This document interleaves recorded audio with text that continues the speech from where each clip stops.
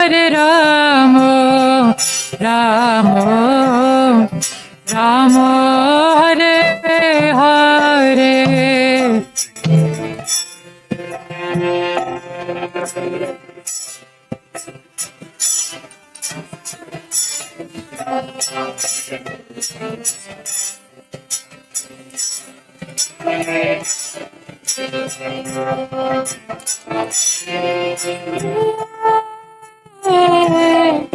Rama, Rama,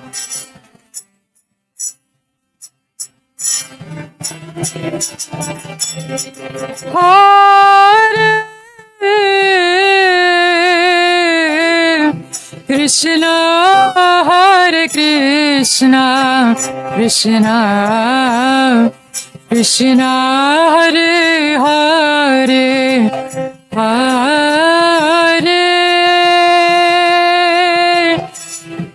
Rama, Hare Rama, Rama, Rama, Hare Hare.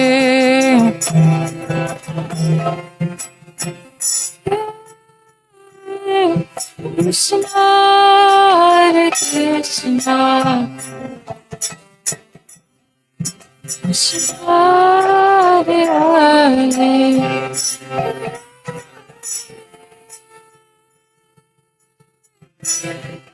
Rama, Rama.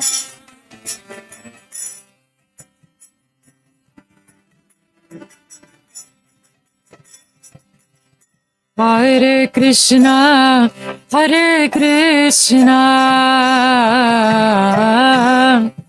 Krishna Krishna, Hare Hare, Hare Rama, Hare Rama, Rama Rama, Hare Hare.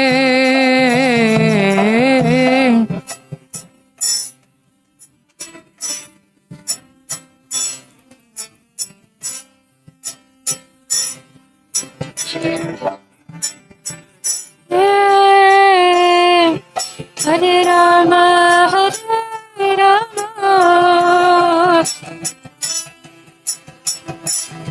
Sing part. Hare Krishna, Hare Krishna, Krishna Krishna, Hare Hare, Hare Rama, Hare Rama, Rama Rama, Hare Hare.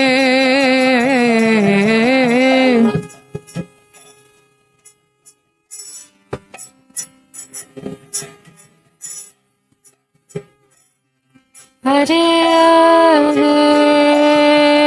Hare, Hare Rama, Hare Rama,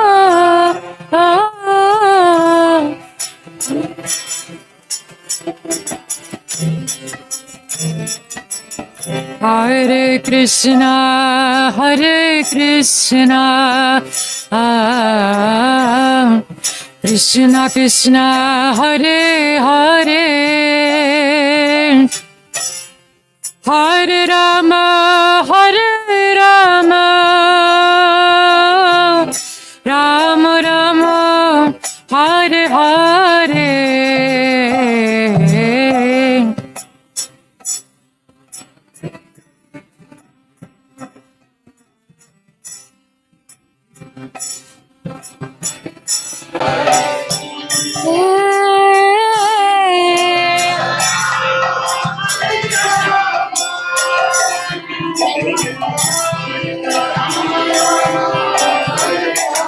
You do it?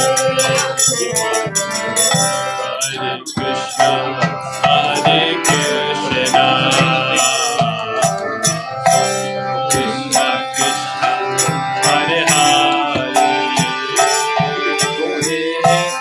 Hare Rama, Hare Rama, Rama Rama, Hare Hare. Krishna, Hare Krishna, Krishna Krishna, Hare Hare, Hare Rama, Hare Rama,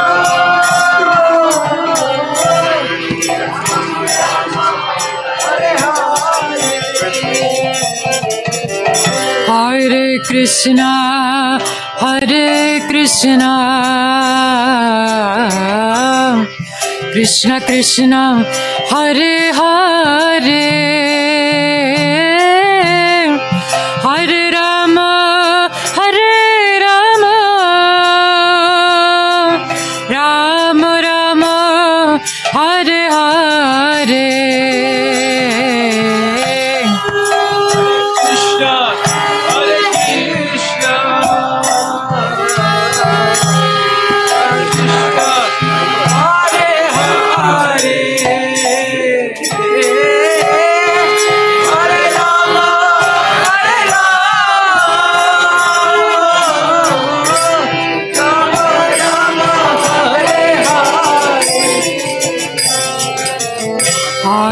Krishna, Hare Krishna, Krishna, Hare Hare, Hare Rama, Hare Rama, Rama Rama, Hare Hare.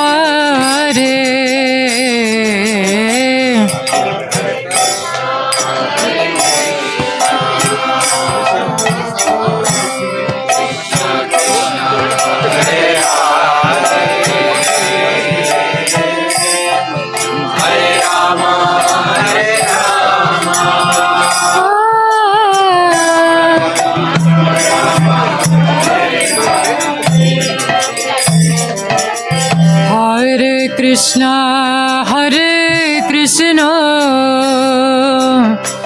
Krishna Krishna, Hare Hare, Hare Rama, Hare Rama,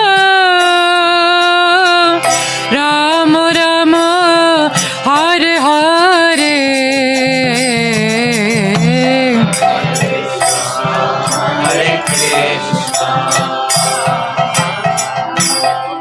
Hare Rama, Hare Rama, Rama Rama, Hare Hare.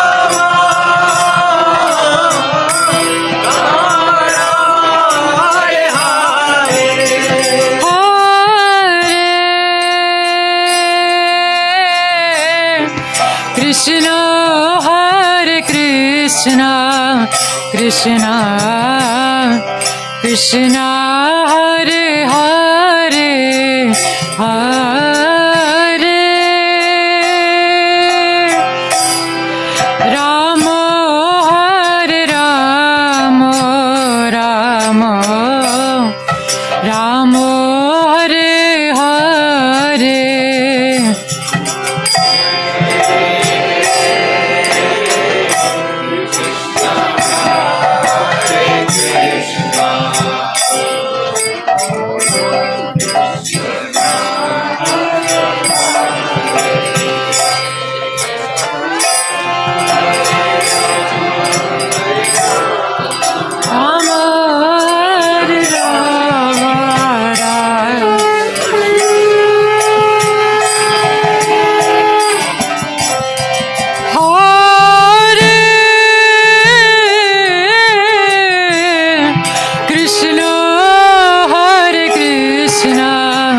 Krishna, Krishna, Hare Hare, Hare Rama, Hare Rama, Rama, Rama, Hare Hare.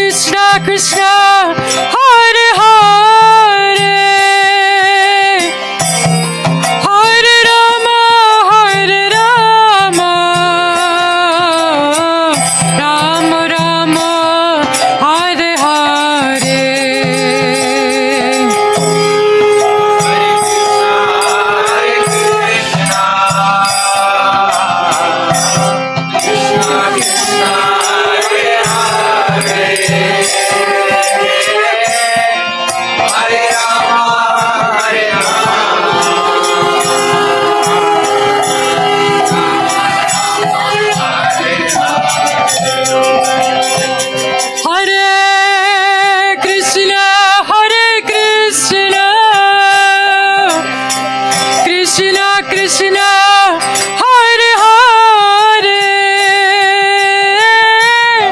Hare Rama Rama Rama Hare Hare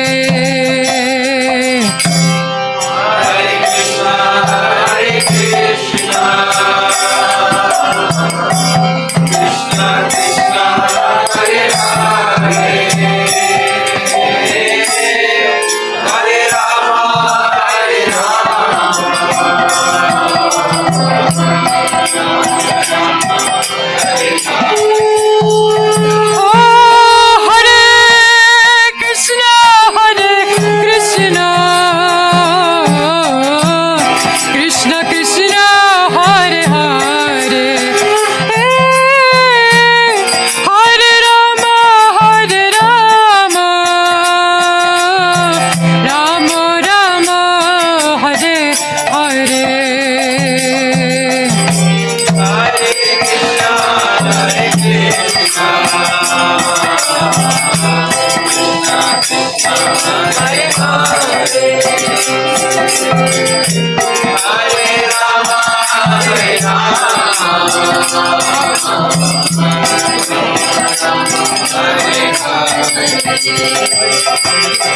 Hare Krishna,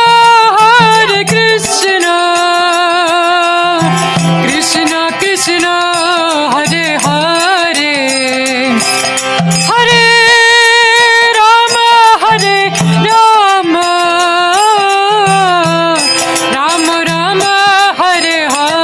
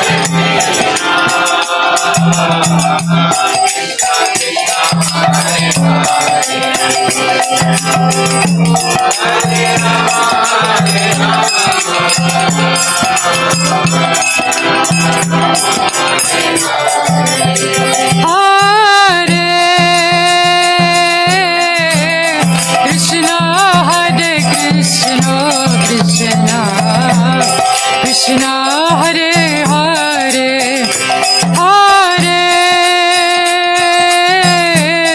Rama Hare Rama Rama Rama Hare Hare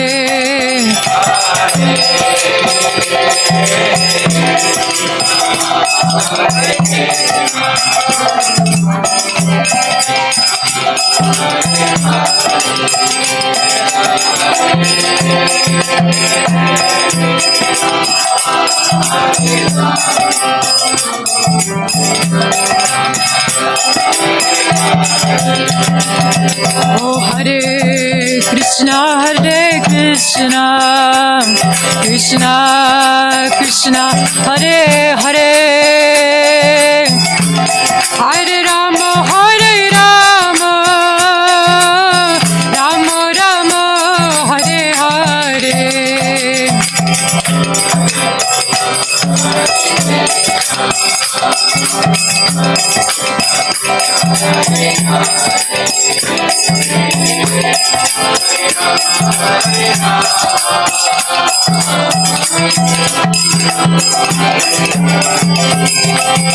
Oh Hare Krishna Krishna Krishna Hare Hare Hare Rama Rama Rama Hare Hare.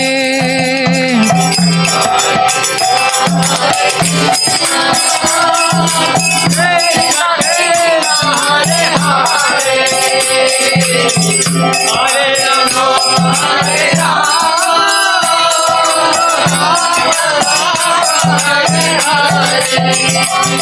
Oh, Hare Krishna,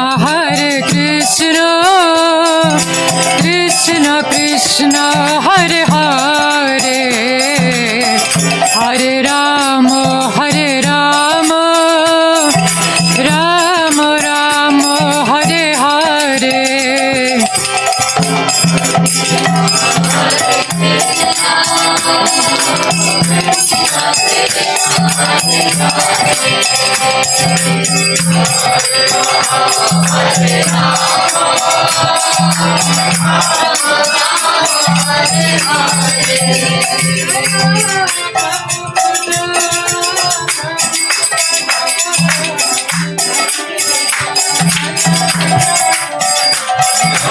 Prabhupada Jaya, Prabhupada, Prabhupada Jaya, Prabhupada.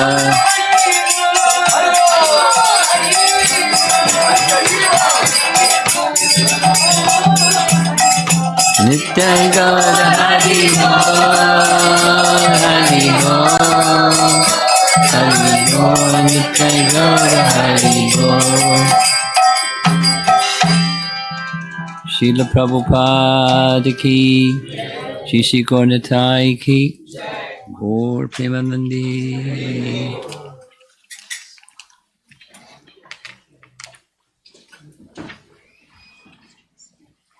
Sukadeva Goswami, Maharaj Parikshit, Narada Muni, Srila Vyasadeva, or Krishna Dvaipayana Vyas.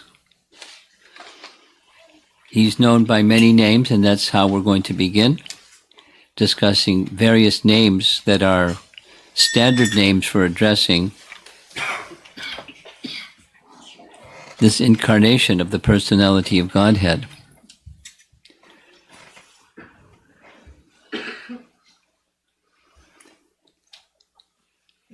Vyasadeva has the following names: Badarayana, Krishna, Krishna Dvaipayana, Satyavati Sutta, Parasharya, and Parasharatmaja. Let's go through those names. Since his complexion was dark, he was called Krishna, which means dark. Since he was born on an island, we'll hear about the island on which he was born, he was called Dvaipayana. And from the word Dvipa, meaning island, Krishna Dvaipayana would later be known as Vedavyas, because he split the Vedas into 4. Vyasa also means diameter in Vedic mathematics. Maybe you didn't know that there's a Vedic mathematics. It passes through the center and divides the circle into 2 segments. Similarly, Vyasa divided the circle of Vedic knowledge, keeping Krishna in the center. Badarayana, because he performed his sadhana at Badarik Ashram. And Satyavati Sutta, because that's his mother's name, Satyavati. Parashatmaja is because he's born of Parashara Muni. Now here's a big question. This is going to be controversy time. You're all ready for a controversy? Is he Vishnu Tattva or Jiva Tattva? Who wants to volunteer one? And who wants to volunteer the other one? It's a controversy, right? Some say, and some say. So it's either this or that. He's not oscillating between being Jiva and Vishnu Tattva. Anybody want to take a shot at it? Let's move forward. Here's from Chaitanya Charitamrita, a very authorized literature, translation of this verse. The conditioned soul cannot revive his Krishna consciousness by his own effort, but out of causeless mercy, Lord Krishna compiled the Vedic literature and it supplements the Puranas, which makes it sound like Krishna Tattva, Vishnu Tattva. But it would also be appropriate to identify Shaktivesh Avatar Jiva as Krishna did it, because this is Krishna Shakti. Prabhupada's purport. Vyasadeva's Shaktivesh Avatar of Krishna, Lord Krishna. So it makes it sound like he's a jiva. At least that's how we're used to processing this kind of thing. He has very kindly presented these literatures to awaken the conditioned souls to his senses. Now let's go to Rupa Goswami. And Rupa Goswami, one of the books that Rupa Goswami wrote was Laghu Bhagavatamrita. Essentially, Laghu Bhagavatamrita is a anthology of avatars of Vishnu, or avatars. Those who descend into this material world are avatars. So in Laghu Bhagavatamrita, he makes reference to Vishnu Purana. Know that Krishna Dvaipayana Vyasa is Lord Narayana,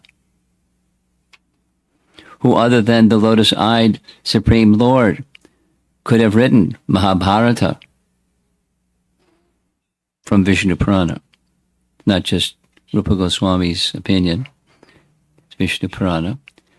And in addition to Rupa Goswami, here's Jiva Goswami making similar reference, citing, so the speaker of Vishnu Purana is Parashara Muni. And Parashara Muni is Vyasadeva's father, who explained that in every Divya Yuga, what's a Divya Yuga? Cycle of 4 yugas. Every Divya Yuga, usually a different Jiva soul is empowered as a Shaktivesh avatar to take the position of Vyas, the divider of the Vedas. However, in the present Divya Yuga, Lord Narayana himself appeared as Vyasa. Therefore, Vishnu Purana declares that the present Vyasa is known as Krishna Dvaipayana Vyasa, for he is Lord Narayana himself and not an ordinary Shaktivesh avatar Vyas. Who else on this earth could be the author of Mahabharata? So he, Jiva Goswami, not just quotes one of those 2 through 5, but he quotes all of them and translates them. At least they're translated. They're recited, or cited, I should say, and then translated. He's Trikalagya. Kala means time, and Trikala means 3 phases of time, and he's the knower of all 3 phases of time. And in the 28th Divya Yuga or Mahayuga, during the reign of our current Vivasvata Manu, Krishna Dvaipayana Vyas is holding the post of Veda Vyas. I'm pausing to look around the room and see if anybody's puzzled yet. No one's puzzled. Fantastic. So we're going to hear a little bit more about the cycles of the 4 yugas and how all of that works, and the Manus and the day of Brahma and all of that. So like Krishna appears once in a day of Brahma,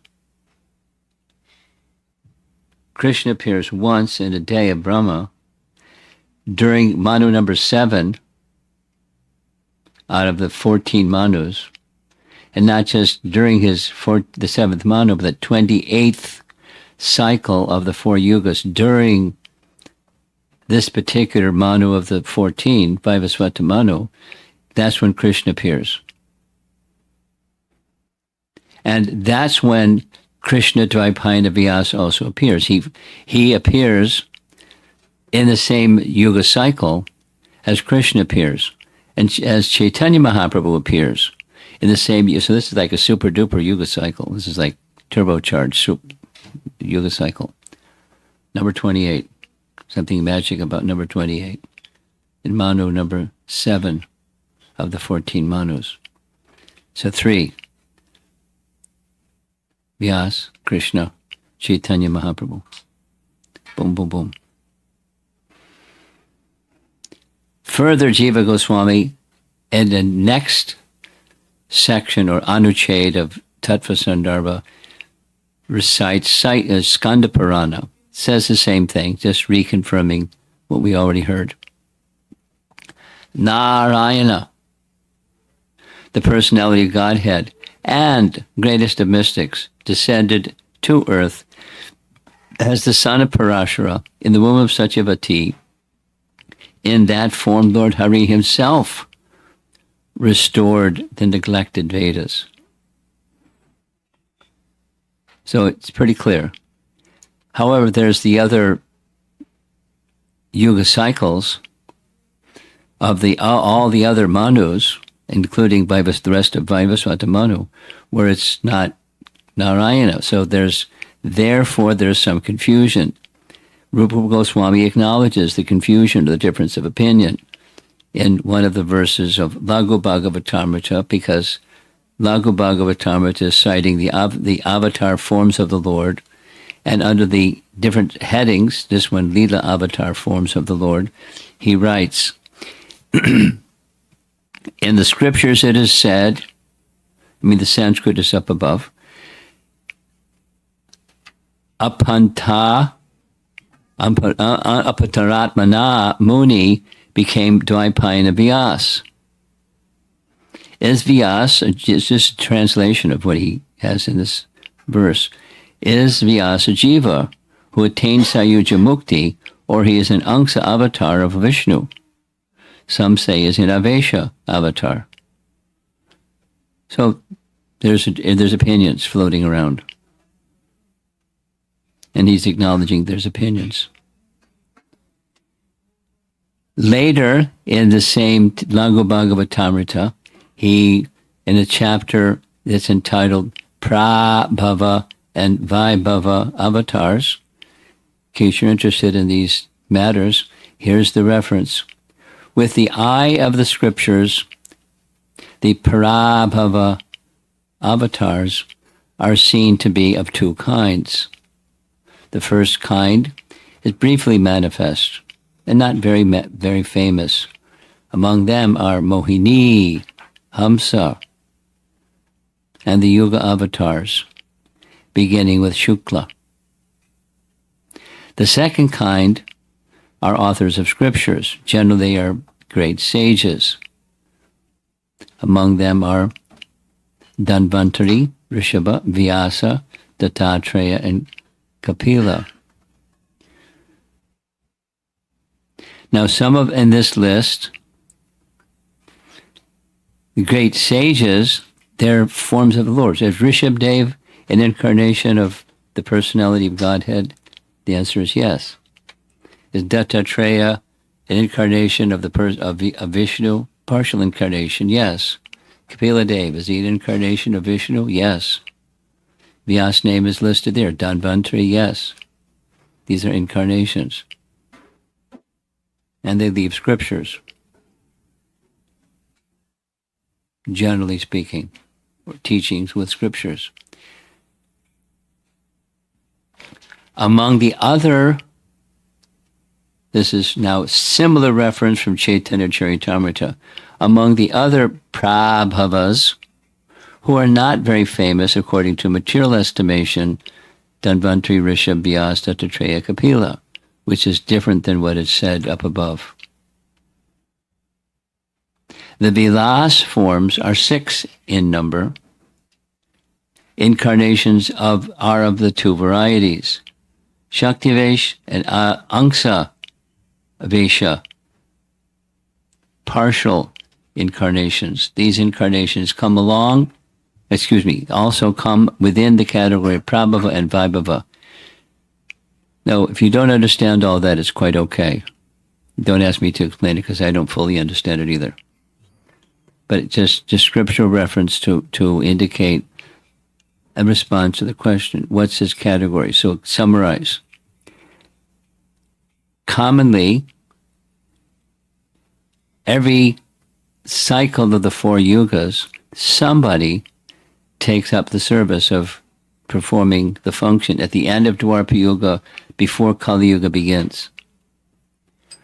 Because when Kali Yuga begins, it's people have bad memory, etc. And so for those that have a bad memory, Prabhupada's teaching, if you want to remember something, write it down. That's a good one to remember. Or get your computer and out and write it down in your computer. Because otherwise it's really easy. Some people have good memories. Most of the rest of us don't. Some people have really bad memories. So write it down. That's a Kali Yuga requirement. So at the end of Dwapara Yuga, each of the cycle of the 4 yugas, somebody takes that post. We're going to hear shortly who takes post next. Our scholarly devotees, if you know the answer, raise your hand. Don't blurt it out. I see one hand up. Who's the next Vyas? You wouldn't guess it. Ashvatthama. What? Could you say that again? Ashvatthama. What? Could you say that again? Ashvatthama is a bad guy. What did Ashvatthama do? He killed the 5 sleeping sons of the Pandavas. In battle, he did dirty stuff in battle. He was the son of Dronacharya, the son of a Brahmana, but he was a Brahmabandhu. He was a bad guy. He tried to kill the sole descendant of the Pandavas by sending a Brahmastra weapon to kill the child in the womb of Uttara. He was a bad guy. They spared his life instead of, multi-murderer. They spared his life and sent him away. They humiliated him, cutting off parts of his hair, etc., etc., and sent him away. So he went and did austerities. And next time around in the 4 yuga cycles, Vyasadeva. Wow. So there's hope for all of us, Prabhus.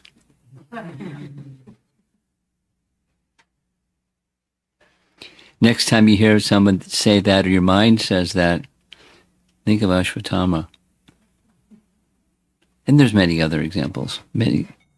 Narada was a nice example. Narada was a fallen Gandharva. And look what happened. So there's hope for all of us. So here's a nice chart. It shows, geometrically, such yuga is the longest or largest of the 4 yugas. Then diminished a little is Dwapara Yuga, diminished a little is Treta Yuga, and then Kali Yuga is where we are. And the diagram is meant to show that it moves in cycles. So that's this arrow in the upper left. It's like the wheel rolls, and we're somewhere, it's towards the beginning of Kali Yuga, because this is the 28th Yuga cycle out of 71. 28th Yuga cycle out of 71 is something like around a third, right? Something like that. So there's a long ways to go till the Kali Yuga completes.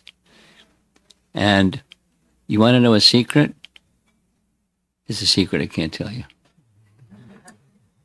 Have you ever wondered, there's kind of the spiral thing, Satya Yuga, Dwapara Yuga, Treta Yuga, like a vortex, and it goes down and down and down and down and down and down. The end of Kali Yuga, it's a mess. How does it go right back up to Satya Yuga again? You ever wondered that one? You understand the question? Do you understand the question? I'm looking at you. Don't look over your shoulder. You understand the question? Well, the other of you, looking, both of you, but look, this girl behind you. Do you understand the question? What's the answer? If you don't know, you say, I don't know. Okay. Would you like to know? How about you? You'd like to know? Two answers. Vyasadeva, who is residing not just in Badrinath, but Upper Badrinath. There's this detailed description from Madhvacharya went to find him. Madhvacharya went to get his commentary on Vedanta Sutra or Brahma Sutra verified by Vyasa. So he went all the way, higher dimensional Badrinath into an ashram. It's described in the biography of Madhvacharya. It's otherworldly. It's better than heaven. It's his ashram. It's divine, not just celestial. It's divine. So he went there. So Vyas resides there and is doing his what he does. So it's his tapa and teachings and everything. And he descends from that upper realm and comes down and helps lift the rock bottom Kali Yuga up. The detail of how that happens isn't described, but he's one. And then the other is the Saptarishis. Who are the Saptarishis? There's another thing to learn, right? Saptarishis. What are the Saptarishis? Well, we visited their place in Haridwar. And without all the detail, because it was one full class just discussing who they are and what they do, one of the things they do, they're appointed functions each time there's a change of manu. You know, it's like when an elected president comes in and he appoints his cabinet. In this system, he's got to get it ratified by the Congress, but he appoints a cabinet and he fills up his team with appointed people. So Manu does the same. Each time there's a change of Manu, he populates the whole structure, different devas, and the Saptarishis. They live for a long time. 71 Divya Yugas, that's a long time. Phew. It's a long time. And they descend at the end of each Kali Yuga to bring it back up to Satya Yuga, along with Vyas. Teamwork. Exactly how they do what they do, it doesn't say. I don't know. But that's a function. That's how it goes back up. So in one day of Brahma, see on the screen, that's one kalpa, one day of Brahma, 1,000 yuga cycles. So it's not exactly, you divide 14 into 1,000 and you come up with 71 divya yugas or chatur yugas. But it's, there's junctures in between each manu called the sandhi. Anyway, without all the math, that's the numbers. And we are presently during the reign of 7th manu, 28th cycle of the 4 yugas. These three personalities appear: Vyas, Krishna, Chaitanya Mahaprabhu. Lord Krishna appears once in the day of Brahma, same time. This is references Chaitanya Charitamrita Adi Lila. Now here's a little detail. What about the other? During the reign of each Manu, there's different Vyasas. So in the very first Dwarpa Yuga of Vaivasvata Manu, it was Swayambhuva Manu who performed that function. When, that is to say, when Dwarpa Yuga came along and Kali Yuga is about to begin, and he did all that dividing. He did the function. The second cycle of the 4 yugas, it was Manu, or Prajapati Manu. The 24th, this is interesting. When did Ramchandra appear? Answer, 24th Yuga cycle of our present Manu. Krishna appeared at the 28th, and Ramachandra appeared on the 24th. So it's a big bunch of time. It's not just the previous Treta Yuga.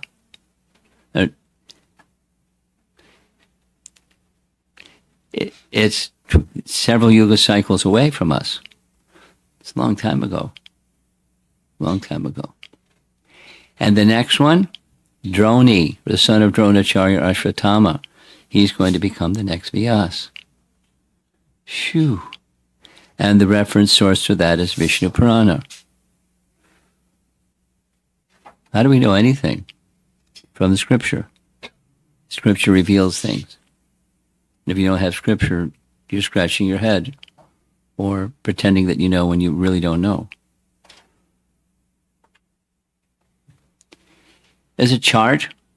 I'm not going to go through it all, but you can look at the nice chart. And you see that little red circle around something towards the bottom. This is what's the information that's found in a chart. It's found in Laghu Bhagavatamrita. It's avatar forms of the Lord. It's a chart of the avatar forms of the Lord. And notice way up in the upper left, Krishna himself, Swayam Bhagavan Krishna. And he has various expansions and expansions of expansions and so forth. And over on this category, Shakti Vaishavatar, except for Krishna Dvaipayana Vyas, there are jivas that are empowered. Jivas that are empowered. And I'm not going to go through it all, but it's a nice chart. Incarnations and expansions of the Lord. Laghu Bhagavatamrita in one picture. Without all the scriptural references. And here's our disciplic line. We're in the Brahma Madhva Gaudiya Sampradaya. And so you see in the green box, there's Vyas. So Brahma heard from Krishna. Narada heard from Brahma. Vyas heard from Narada. Madhva verified his teachings by going to visit Vyas. Then there's this dotted line. A lot of in-between personalities. Bhaktisiddhanta and Prabhupada. That's our sampradaya. With some missing dots. Okay, here's another chart. This is the last chart. In the green box, again, Krishna Dvaipayana Vyas. And you go up from Krishna Dvaipayana Vyas, and he's the son of Parashara Muni and Satyavati. We're going to hear a little bit about how that happened. Interesting. And Satyavati, you go up above Satyavati, and she was the daughter of Upachara Vasu. And it's a little story. We'll tell the little story. It's a Mahabharata complicated story. But it's a nice story. History. And then on the right side, the other personalities. Shantanu and Ganga had Bhishma as a son. Shantanu and Satyavati had two other sons. Chitrangada and Vichitavirya, etc., etc., etc.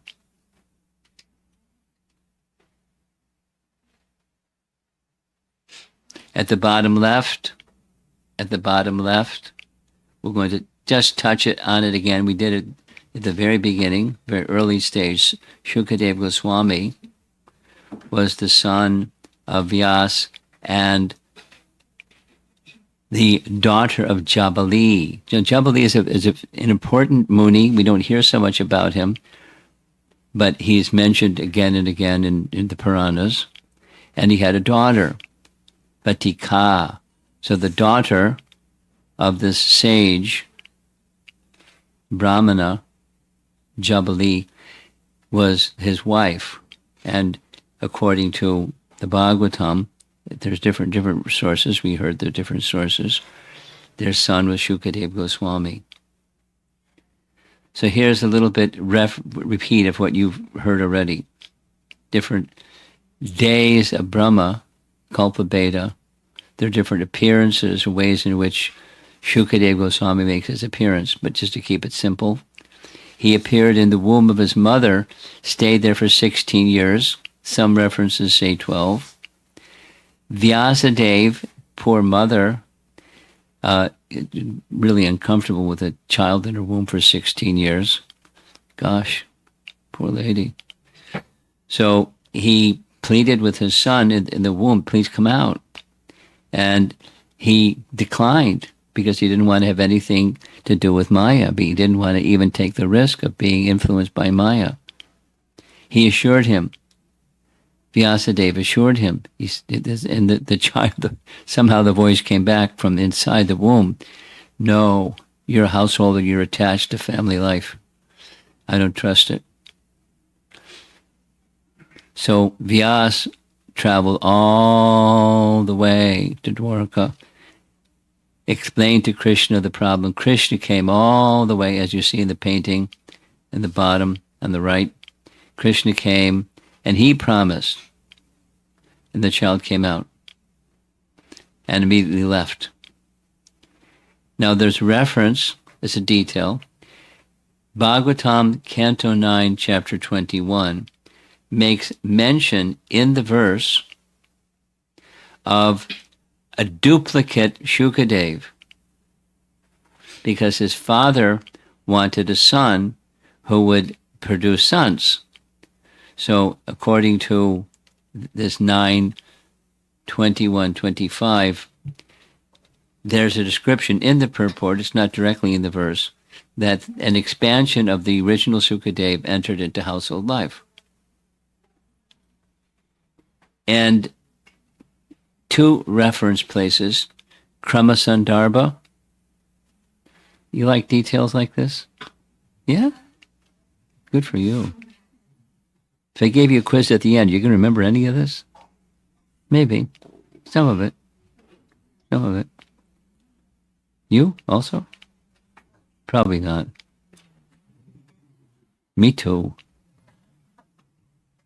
But Kramasandarbha is one of the multiple commentaries on Srimad Bhagavatam that was written by Jiva Goswami, and similar to what Prabhupada did, verse by verse by verse. Most verses have Jiva Goswami's commentary. He comments on this particular passage and makes reference to Brahma Vaivarta Purana, where this is a different Shuka in a different day of Brahma, not our day of Brahma.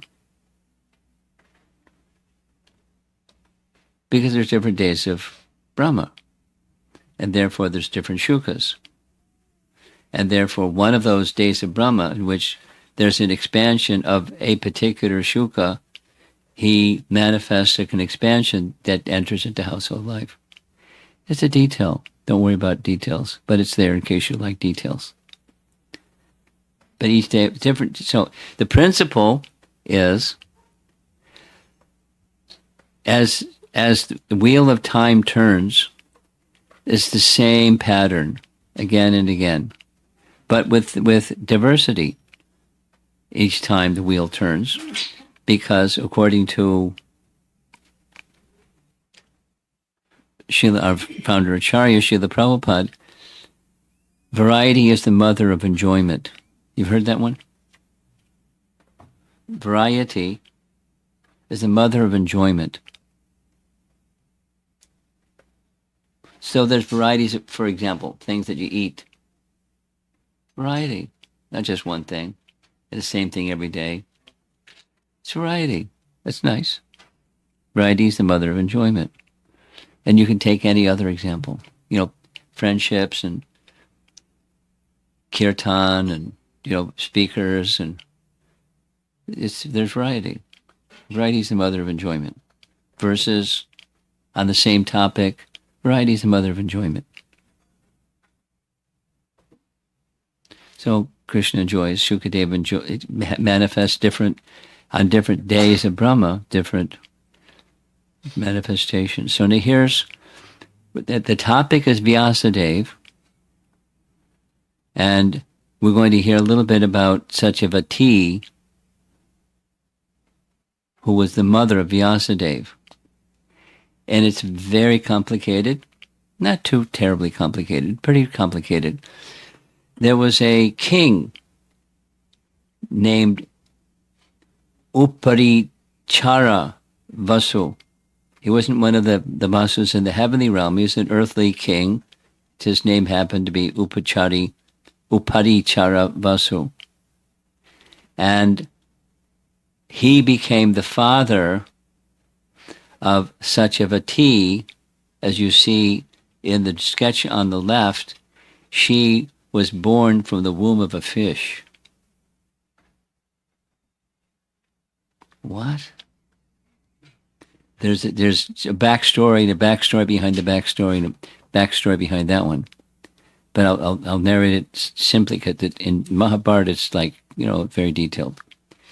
So the fish was known as Matsyagarbha, and the girl that's shown in the drawing was in the fish's body. When she was born, she became Matsyagandha. Gandha means fragrance. She smelled like a fish.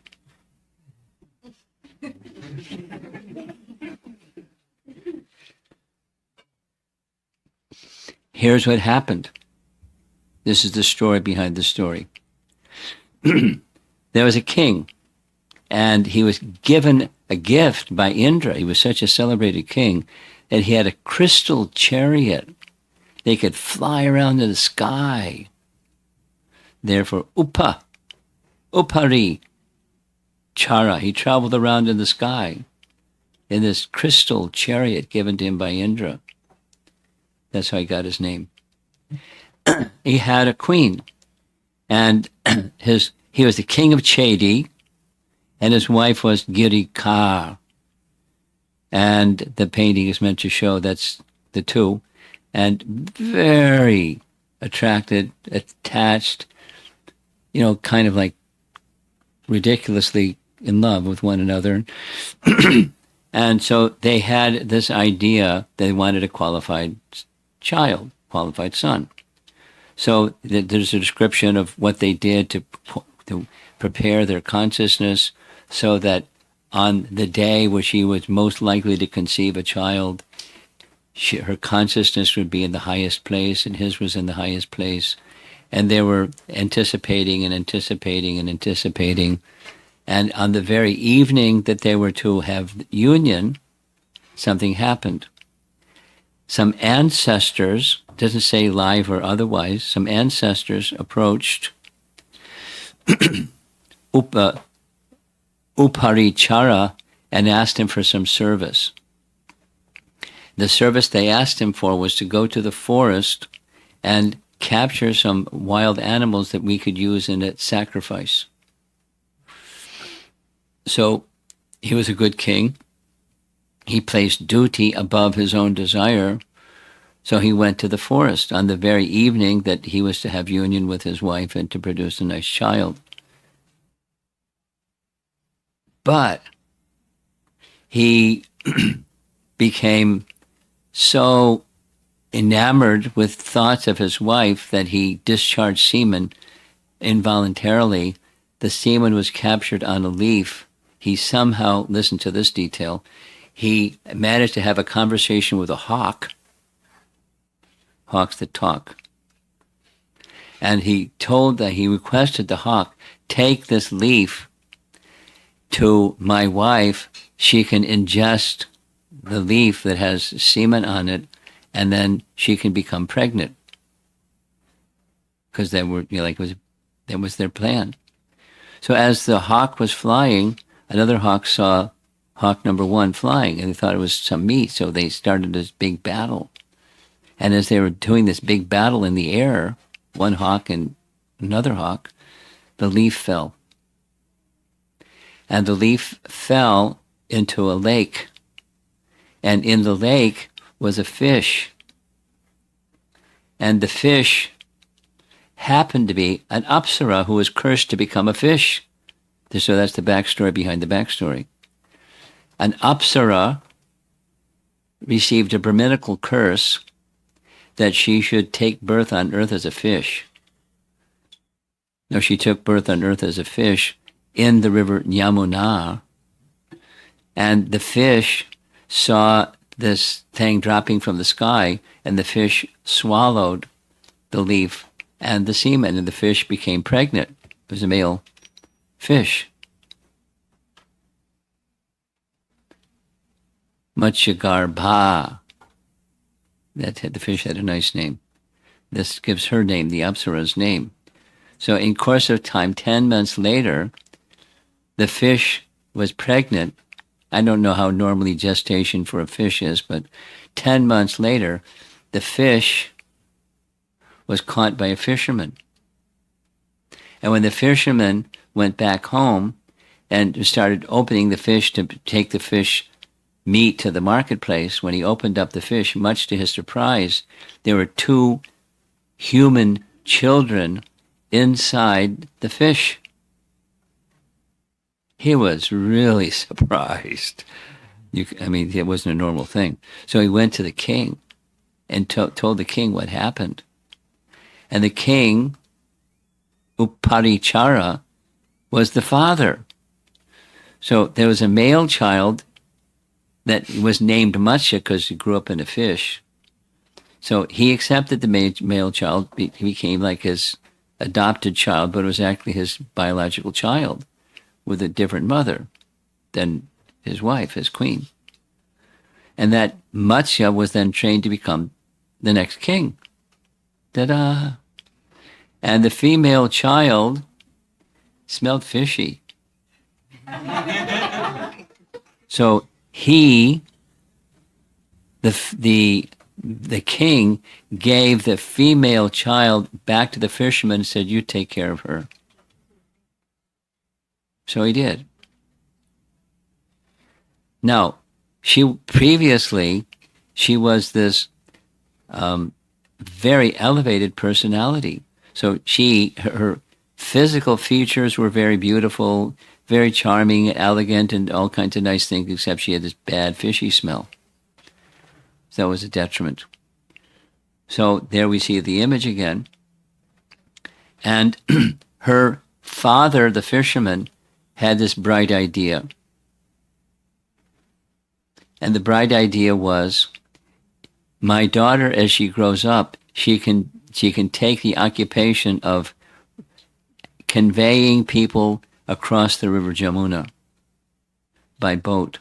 She will become a boat woman. And the day may come when she conveys a sadhu, and she may get blessing from a sadhu, and her life will become benefited by getting the blessings of a sadhu.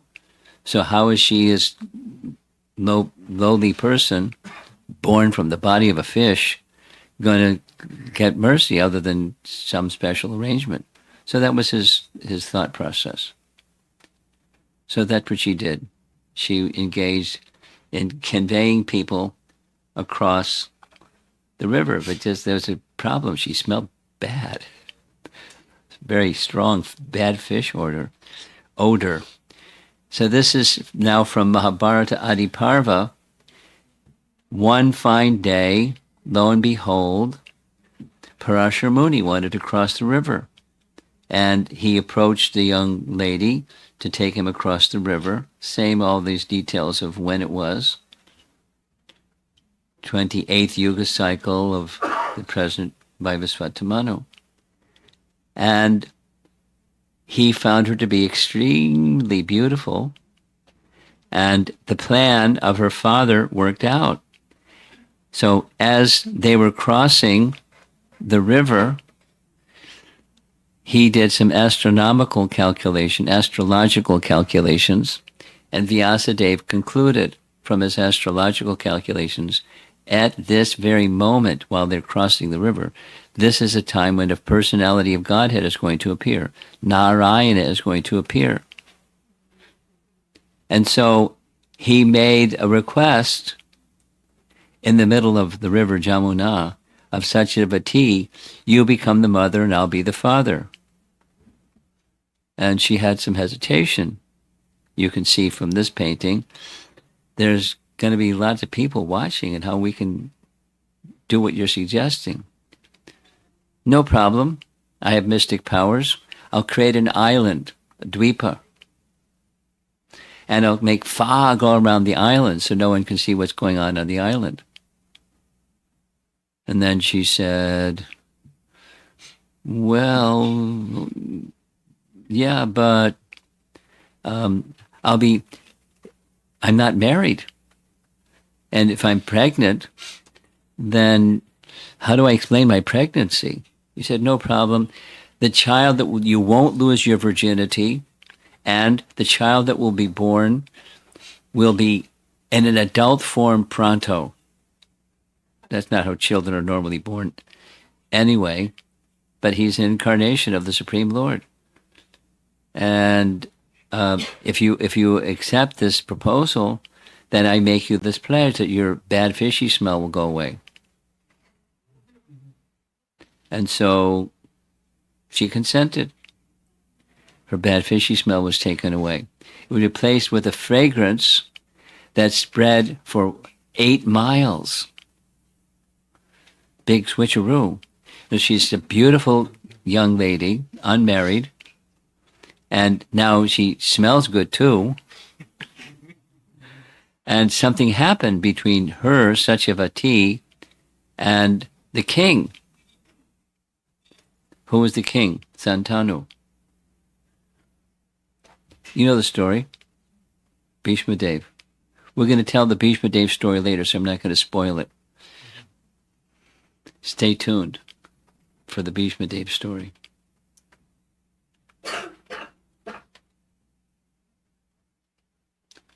But Vyas then was born as from the combination of Satyavati and Parashara Muni. So Parashara Muni was the father, Satyavati was the mother. Immediately a male child was born. And an adult stature already, something like Krishna did when he appeared in the prison house of Kamsa, right? When Krishna appeared, forearm formed, right?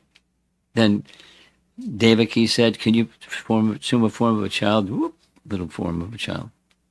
But he first big. So Vyasadeva was already big. And he made this commitment to his mother. I'm going to go now and go perform austerities. But if at any point in the future you'd need me, just call my name. You know, Krishna. Krishna's there. Lord Nityananda. Lord Nityananda's there. Yeah, any name you like. Immediately the Lord is there. Vyasa. Vyasa, he came. She needed him, and he came. We'll hear going forward. Stay tuned. Next couple of days, we're going to hear about Vyasa making a return when Satyavati needed his help.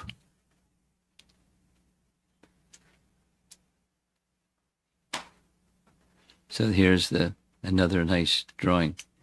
So now we have who his father and mother are.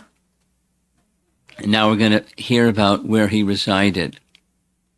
Where did he reside? According to Srimad Bhagavatam, Canto 1, Chapter 7, on the western bank of the river Saraswati, which is intimately related with the Vedas, there's a cottage for meditation at some Prasa, which enlivens the transcendental activities of the sages. So notice in the background, it's the Himalaya mountains, right? That's Narada speaking to Vyas. That's what this section is. Canto 1, Chapter 7. For spiritual advancement of knowledge, a suitable place and atmosphere are definitely required.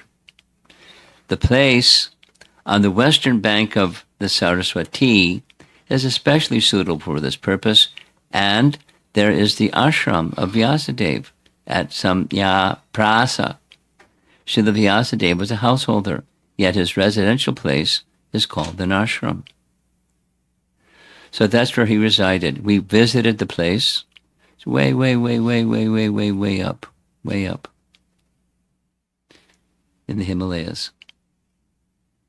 And the reasons for his appearance are also discussed. This is one of the reasons, because this is Krishna's appearance, mentioned in Bhagavad Gita chapter 4. Yada yada hi dharmasya. You know the verse? You do. Can you recite it?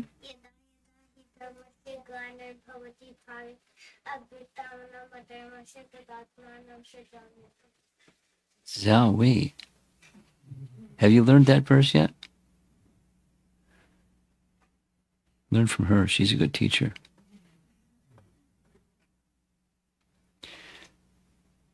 You know the verse? Half of it. You know the verse. Go ahead. Recite it.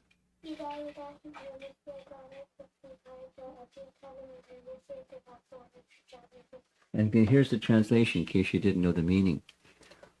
Here's the translation.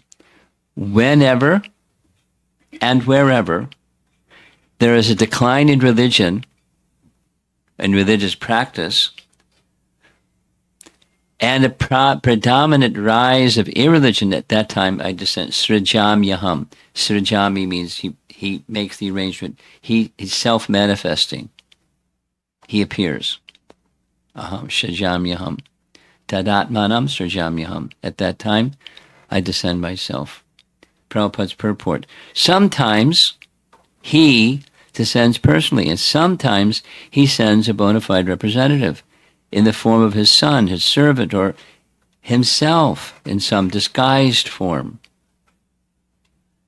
So there's reasons for Vyasadeva's appearance. And look, here's another verse. This is from Canto 1, Chapter 1, Text 10. O learned one, in this iron age of Kali, men almost always have but short lives. They're quarrelsome, lazy, misguided, unlucky, and above all, always disturbed. So those are symptoms of this age of Kali. And because of the bad age of Kali, he appears every beginning of every Kali Yuga, or towards the end of the Dwapara Yuga, to make it possible for people who have bad memories like us to take the sound vibration and put it in a written form and to divide it and so forth. We're going to hear more about that. Here's the 12th canto, Bhagavatam. Shukadeva Goswami said, "Then, O king, religion, truthfulness, cleanliness, tolerance, mercy, duration of life, physical strength, and memory will all diminish day by day because of the powerful influence of the age of Kali." So those are reasons for his appearance. And then here's what he did, described by Jiva Goswami and Tattva Sandarbhas. By his dividing the Vedas, how did he make it better for us Kali Yuga folks? And here's 3 answers he gives. Originally, there was one Veda. This is Tattva Sandarbha. It's really nice. It's here. Rather than read it, I'll just describe it. So, the Vedas was originally like this vast, vast, vast, compared to a treasury of jewels. And when people needed something, they would go to the Brahmana that knew this vast treasure chest of mantras in the shape of jewels. And I would like this, I would like that, I'd like the other thing. They knew exactly where to go in the treasure chest and take the mantras and do the yajna. Time passed. Brahman is not so qualified. The memory's not so good, and so he made it simpler. He took the big treasure chest and made it into 4 separate divisions. Some for this, some for that, some for the other thing, and some for the other thing. Made it easier for the brahmanas to do their service to the society, so people could have their needs met. This, that, and the other thing. And then subdivisions, and you're going to see another chart, another, like, what makes up the composition of the Vedas chart. And then he, Vyas, wrote an explanation in the form of Vedanta Sutra. And then There were some, according to Jiva Goswami in Tattva Sandarbha, there were some additional verses that he took into from the original Sanskrit, alaukika to laukika Sanskrit, and that became the Puranas. From otherworldly to worldly Sanskrit, easier accessed for us, the Puranas and Itihasas. Easier, much, much, much easier Sanskrit to chant and to understand. He did a great service. So that's what the first is. And then the second, he wrote the Smriti section. That's the explanation of the Shrutis. He divided the Vedas into 4 and explained them. And then the Mahabharata. So that's the Itihasa section, 18 Puranas and Upapuranas and Brahma Sutra or Vedanta Sutra to explain everything. So that's a lot of work. Try writing a Vyasa Puja homage sometime. How long does it take you? So here's the chart of the Vedas. We're not going to go through the chart.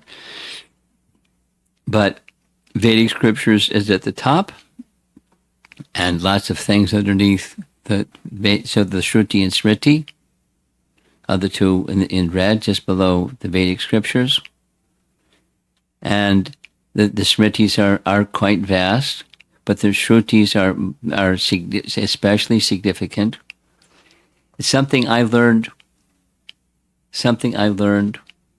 from exhaustive study and preparation for the Madhurya Kandamani series. The writings, we'll just do it like this.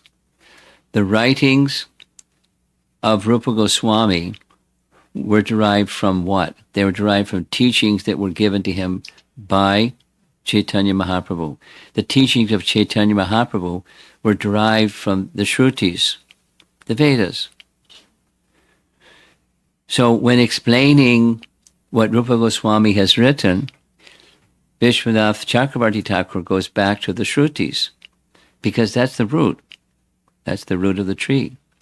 And then take a few verses, sprinkle of verses, and expands it into what Rupa Goswami wrote. So the point is, the teachings of Chaitanya Mahaprabhu are rooted in the Vedas.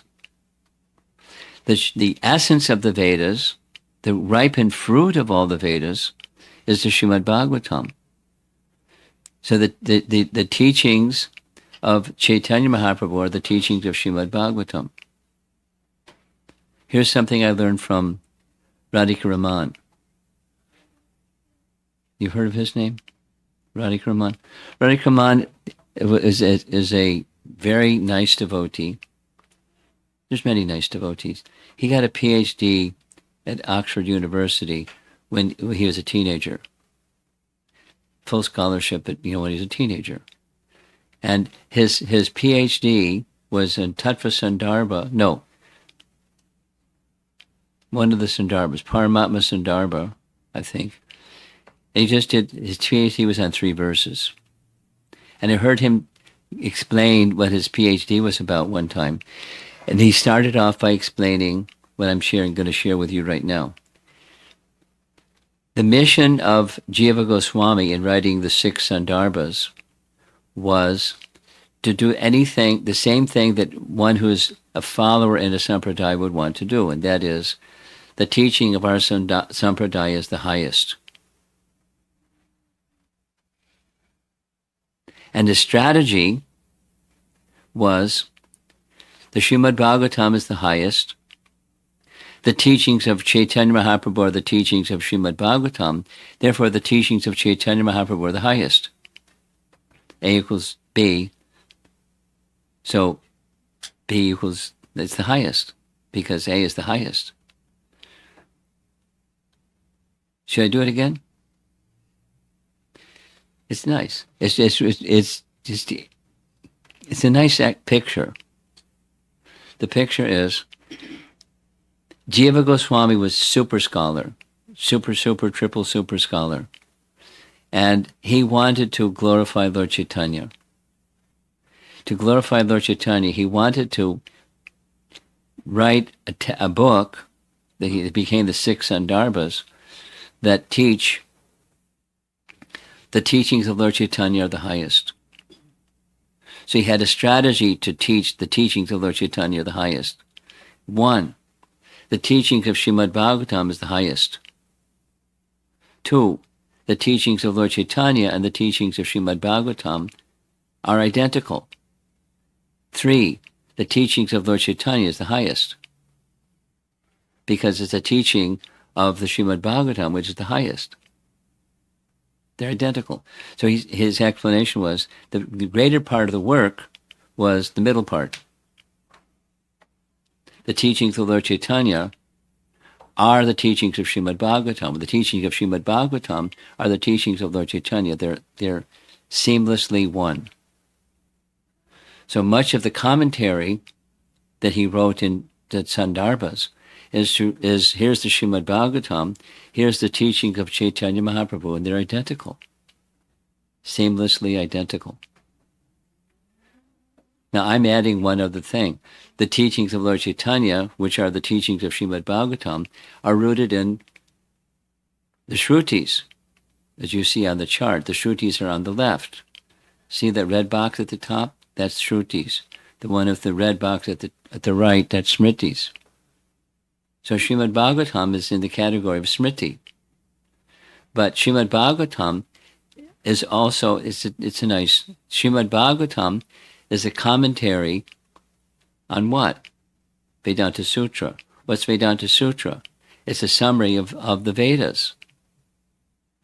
Srimad Bhagavatam is an explanation by the order of Narada to Vyas to compile an explanation, a complete explanation. We're going to get to Vyasa's despondency in a moment, and Narada's instructing him what to do about it, why and what to do. He knows Vyasa's literary incarnation of the personality of Godhead, so he knows everything. There's nothing he doesn't know. But in order to have Srimad Bhagavatam become fully expanded, Narada came and instructed him what to do, and so he did. Here are some of the disciples of Vyasadeva, prominent ones. When he divided the Vedas into 4, it's right in the Bhagavatam, he entrusted each of the 4 to one of his disciples. The name of the Veda, the 4 Vedas, right at the top. And then when he wrote the Puranas, he entrusted the Puranas to Ramaharshan Sutta. Ramaharshan Sutta became the father of Sutta Goswami, who narrated the Bhagavatam after Shukadev narrated it. Of course, Shukadev. And the Sanjaya, who's the speaker, one of the principal speakers of Bhagavad Gita, he was the secretary of Dhritarashtra. He was a disciple of Vyasa. So he had powers that Vyasa invested in him. He could sit in a room and see what's going on in another place. See it and hear it and repeat it as it's going on. You had an indwelling TV set. A live broadcast without all the technology.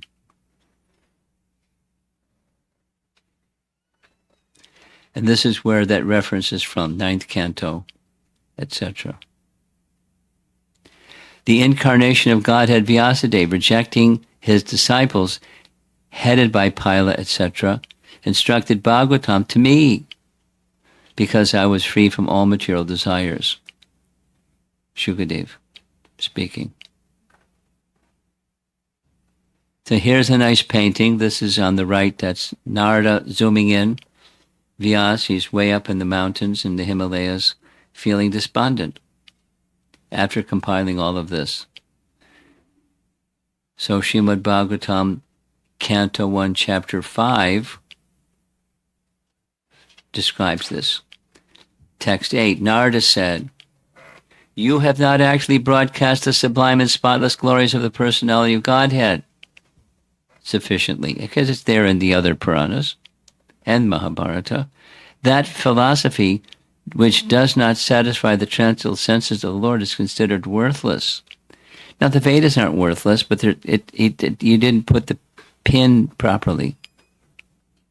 Although, great sage, you have very broadly described the four principles, beginning with religious performances, you have not described the glories of the Supreme Personality of Godhead Vyasadeva. And so, he did. Sit in trance, what you envisioned during trance.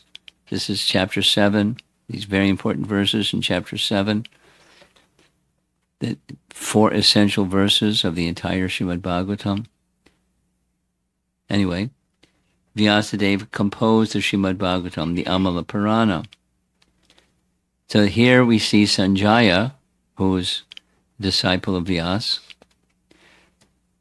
Therefore, by the mercy of Vyasa, Sanjaya was able to envision the battlefield of Kurukshetra even while he was in the room of Dhritarashtra. This is right in from Bhagavad Gita Purport 1.1. By the mercy of Vyasa, I've heard these most confidential talks directly from the master of all mysticism, Krishna, who was speaking them personally to Arjuna, from Bhagavad Gita chapter 18. Vyasa was the spiritual master of Sanjaya, and Sanjaya admits that it was by Vyasa's mercy that he could understand the Supreme Personality of Godhead.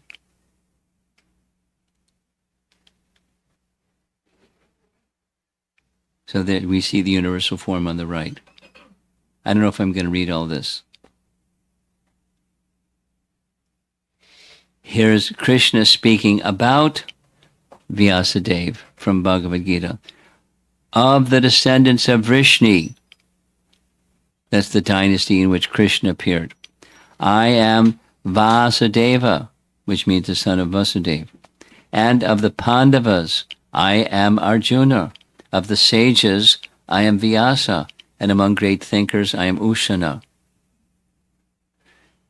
Among ages, I am Satyayuga, the age of truth. And among steady sages, I am Devala and Asita.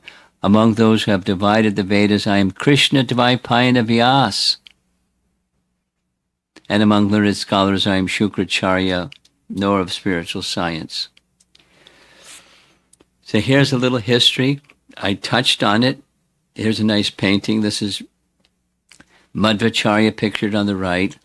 He has this book in his hand. That's his commentary on Brahma Sutra or Vedanta Sutra. And he went all the way to upper, called Uttara Badri. It's in his biography. Satya Tirtha was told, you stay behind, I'm going to go meet Vyasa. But he was so attached to his guru, he told all the other disciples, you stay behind, he's going to go see Vyasa. He couldn't stay away from him. So he tried to follow him, but Madhvacharya, being a son of Vayu, he went so fast and leaps and bounds, and he couldn't keep up with him. Finally, he met. There's a very amazing description I mentioned already of the ashram of Vyasa, and Vyasa confirmed everything.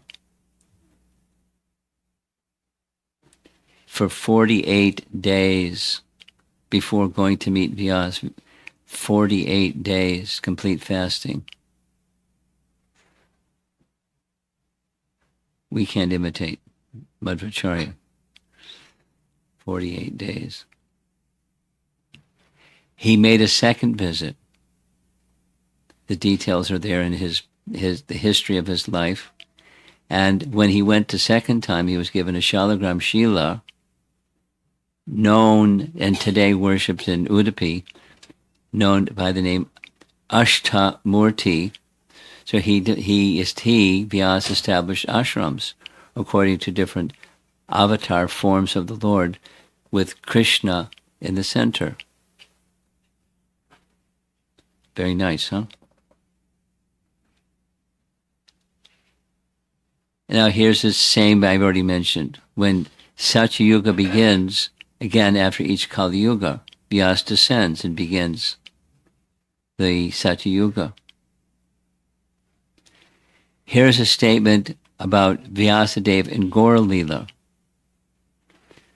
The biographer of Chaitanya Mahaprabhu's life, of course, there's Krishnadas Kaviraj, but before him, chronologically, was Vrindavan Das. And Vrindavan Das was an incarnation of Vyasadeva, also a friendly cowherd boy named Kushama Pita. Where does that come from? Gorgona Deshtapika. In other words, the author of Chaitanya Bhagavat, Vrindavan Das Thakur, son of Srivas Thakur's niece Narayani, was a combined incarnation of Vedavyas and the cowherd boy.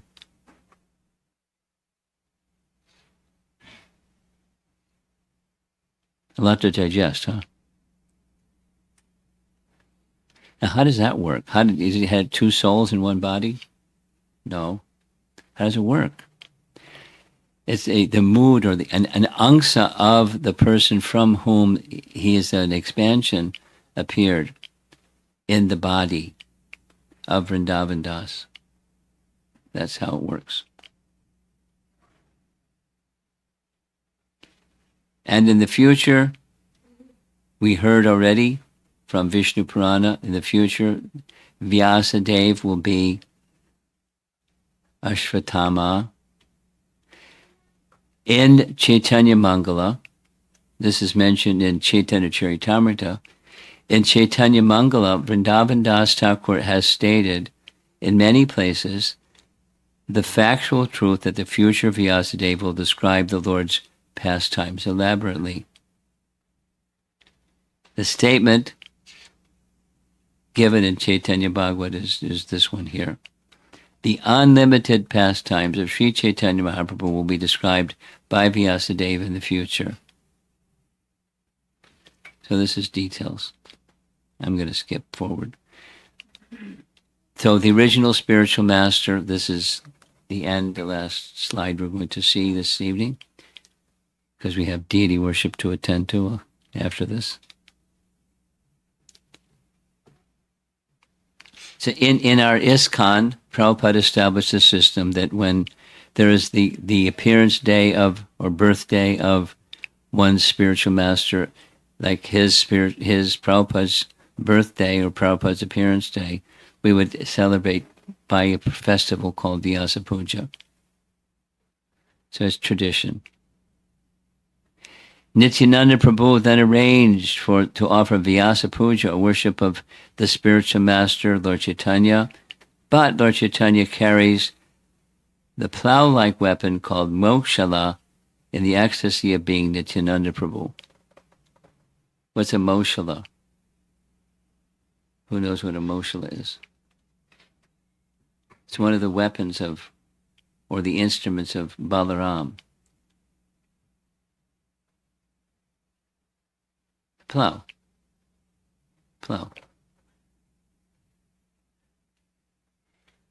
Your child is very active and you're very tolerant. I don't know how you do it. But you remain very peaceful. That he's not making a bunch of noise. You're a good team. What's your name? Satyaraj? Rasaraj. Rasaraj. Yes? Wow. You going to become a nice devotee when you grow up? Are you going to grow up? You hope so, right? We're hoping that you'll become a nice devotee too.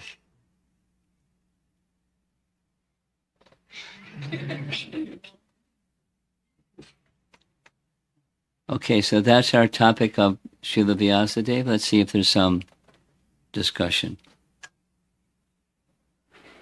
Oh, wow.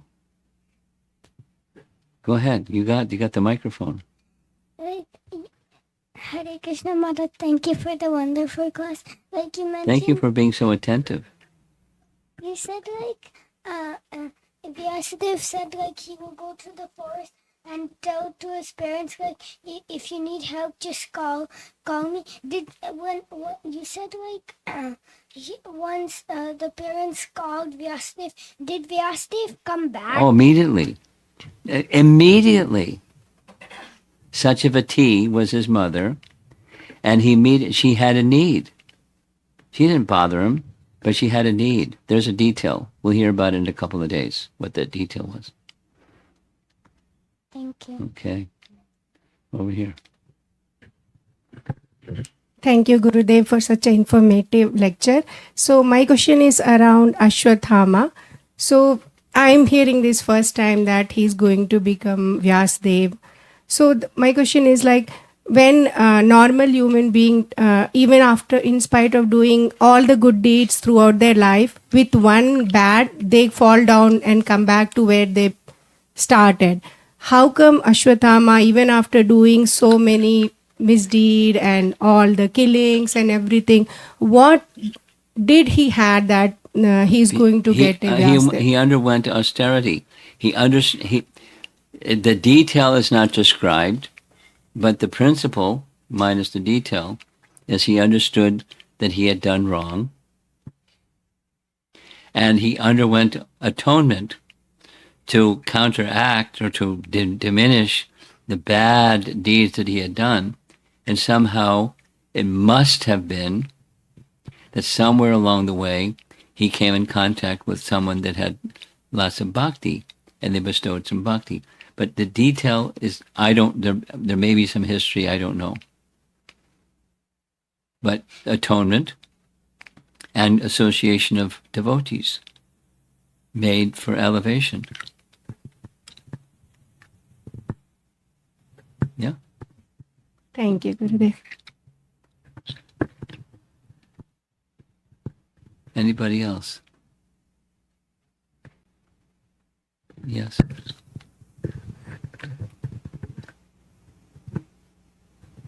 Hare Krishna Maharaj. So this concept where the post stays the same but the folks keep changing. Yes. I want to understand what's the best way to connect with them, because if for example, if someone is a prime minister and if someone is like, now he's going to be the next prime minister, but I'm not attached to the prime minister, I'm attached to the individual. So if a Saptarishi changes or someone else will become the next Vyas, I don't know how to think about them. Of course, I'll have utter respect for everyone. It's an empowerment for those persons that come next after our Vyas. There's some Shakti that's invested in that person. So it's the person, but more importantly, it's the Shakti invested from the Supreme Lord in that person to do X, Y, Z. So they're honored especially not because their personality or they dance nicely or they dress nicely or they're something.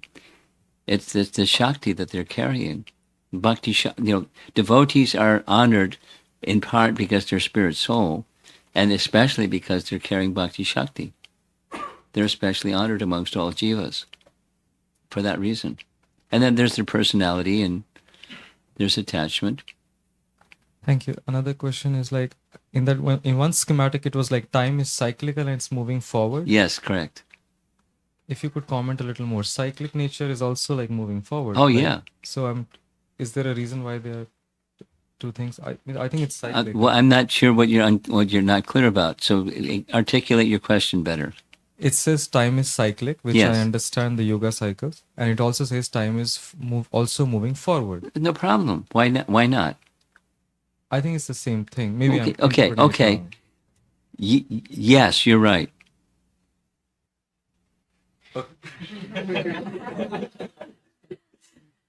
Moving forward in a cycle, just like it's winter. And we stick around. We don't have to move anywhere. The season's going to change. It's night. And then, and wait a while, it's going to be morning. So time moves in cycles. So your point is, it's just spinning. It's not really moving forward. That's your point. And you're right. But it appears to be moving forward just like the rising of the sun. And it moves. But it's not moving. There's another explanation, but it appears to be moving. So time moves in cycles, but it's cycles. It's not really going anywhere. It's just cycles. And it's another point. There's small ones, there's medium ones, there's big ones.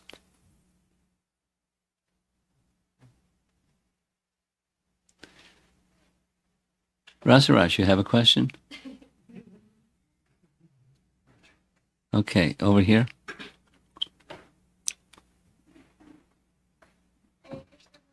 My question is that how come Vyasadeva came across Narad Muni when read the Srimad Bhagavatam? How come Vyasadeva came across Narada Muni? I'm not sure what you're asking. I mean, Narada Muni is a bestower of bhakti. We heard that yesterday evening, right? He's carrying a big load of bhakti, and he gives it liberally. And one of the persons who he gave it liberally to was Vyas. So why? Because he's a liberal giver of bhakti, and Vyas was a recipient.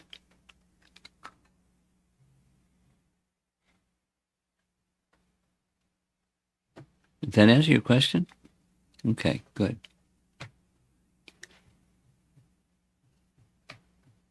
Okay, we're going to turn our attention next to the deities who are going to make their appearance, right? Have they made their appearance? Okay. So it's a small little room, and there's a lot of people that aren't going to fit in that small little room. So you figure out what you're going to do, and we'll have an arti.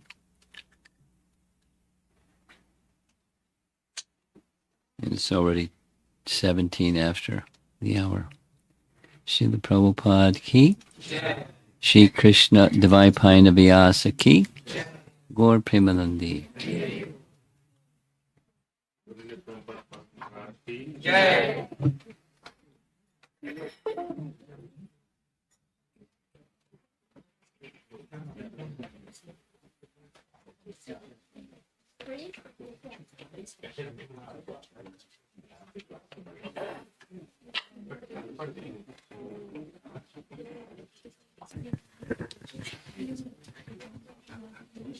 Hare Krishna, dear devotees. Yes. Now we will be having the Aarti. Some devotees can come this way and some can even come and look from the behind as well. There's way to walk back as well. Hare Krishna.